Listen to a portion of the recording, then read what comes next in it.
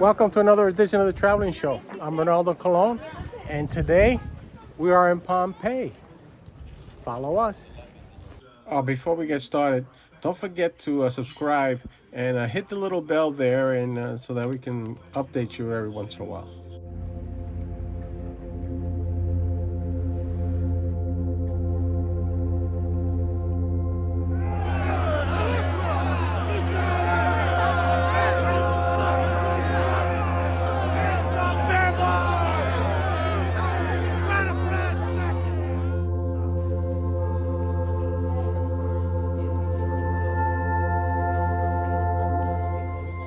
About 15,000 people lost their lives, frozen in time.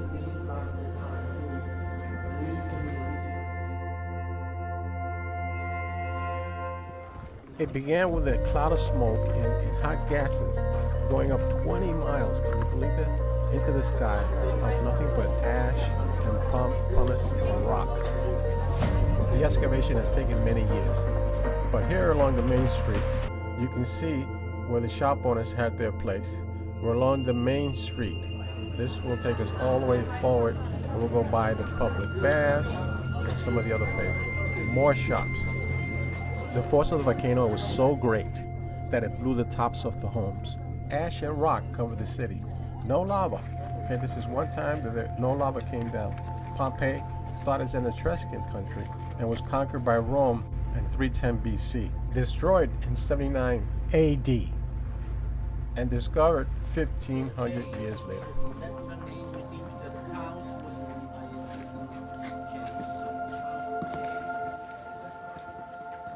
One of the places that I'm going to recommend when you're here in Pompeii is to visit the house of Menander. He was a poet and a playwright. The mansion is one of the best preserved homes in Pompeii. This is a must visit.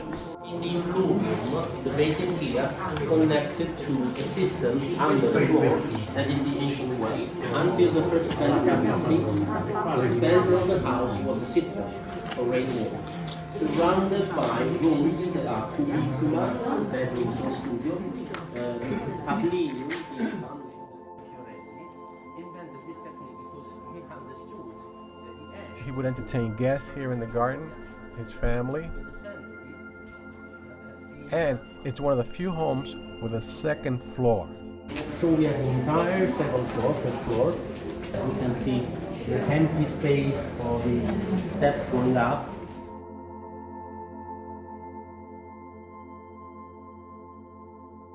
The mansion is one of the highlights in Pompeii. It's a very nice place. It has a very large kitchen, slave quarters, and it had water. Most homes during this period of time did not have water or running water.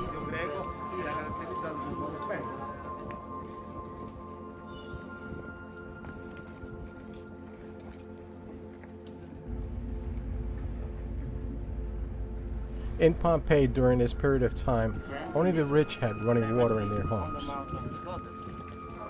The basin, protected with water-resistant plaster, is always full. The rest of the population had to rely on these water boxes that were placed all over the city. This is an actual street in Pompeii, or first century Pompeii, that's being preserved. And in front of us, right here, this is an actual somebody's business. At one point, you had your business downstairs and you lived upstairs. We are currently walking the streets of Pompeii, and this was actually not a street. This was more of a sewage kind of situation that was going on here. Pompeii didn't have an actual sewage, so everybody did their thing out in the street. So if this was a sewage, how did you cross the street? Well, they came up with this crosswalk. You went from one to the other and hope that you didn't step on any poop. You had these all over the place. This is their idea of a fast food operation. And usually they put the food on top of those plates there. And it was usually placed around near amphitheaters where they can go and get something to eat while they were watching the theater or the killings. This theater was created by two politicians, mayors, layers. They were called. This is where the gladiators lived and worked and were usually owned by somebody. This is where they practiced all day long in these open fields in preparation for the open events at the various amphitheaters.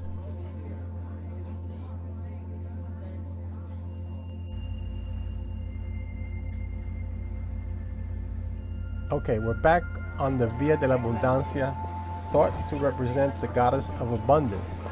This road will take us up to the public baths and our final destination to the Forum. They are the oldest baths in Pompeii. They were built during the Samsonite period. That's the 2nd century BC, before the Common Era. The main part of the baths had 2 sections, one for women and one for men. Okay, we're back on the Via dell'Abbondanza and we're headed towards the Forum. That's Mount Vesuvius under the clouds. The center here, the Forum Center, is where everybody gathered. It was surrounded by public buildings, both civil and religious. This is exactly what people would have done back in the day.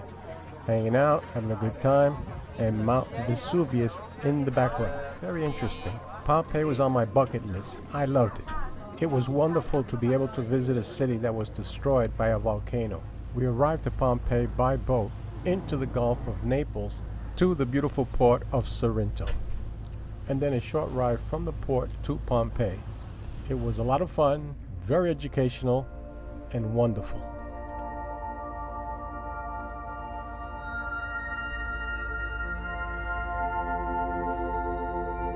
For the traveling show, I'm Ronaldo Colon.